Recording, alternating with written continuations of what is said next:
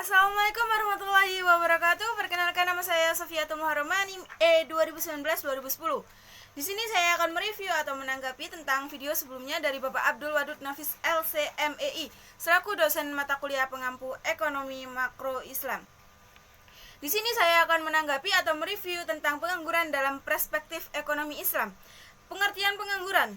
Pengangguran adalah orang yang masuk dalam angkatan kerja yang umurnya 15-64 tahun yang sedang mencari pekerjaan dan belum mendapatkan pekerjaan. Macam-macam pengangguran. 1. Pengangguran terbuka. Pengangguran terbuka adalah situasi di mana orang sama sekali tidak bekerja dan tidak mencari pekerjaan.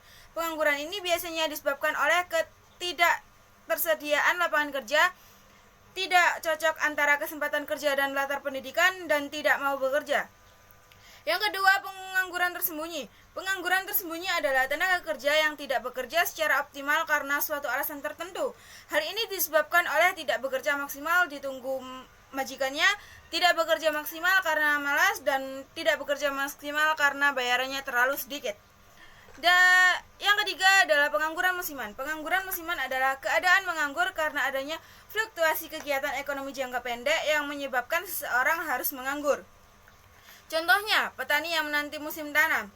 Yang kedua, tukang jualan durian yang menanti musim durian. Yang keempat, pengangguran setengah menganggur. Pengangguran setengah menganggur adalah para pekerja yang belum memenuhi kriteria seorang pekerja penuh. Contohnya, petani, pekerja paruh waktu, atau buruh bangunan. Jenis-jenis pengangguran. 1. Pengangguran fraksional. Pengangguran fraksional adalah pengangguran yang terjadi akibat tidak sesuaian antara keterampilan yang dimiliki oleh pencari pekerja dengan kebutuhan penyedia kerja.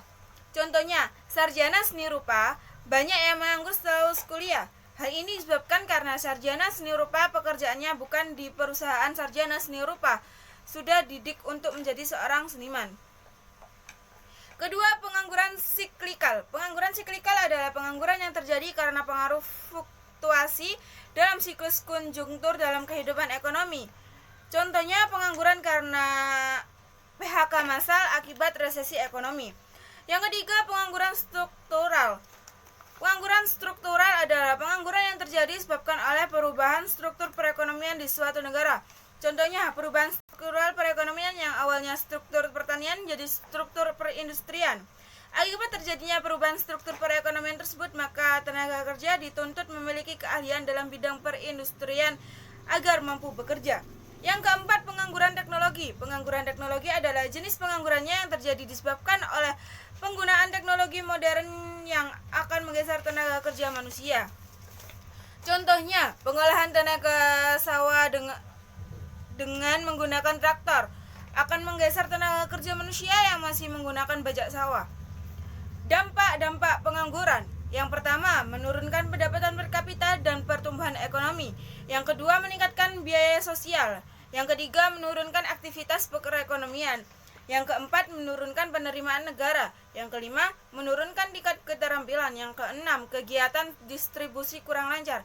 Yang ketujuh, terjadinya kemiskinan. Yang kedelapan, kurangnya gizi. Kesembilan, tindakan kriminal meningkat. Yang ke-10, produktivitas tenaga kerja rendah. Dan yang terakhir, upah yang rendah.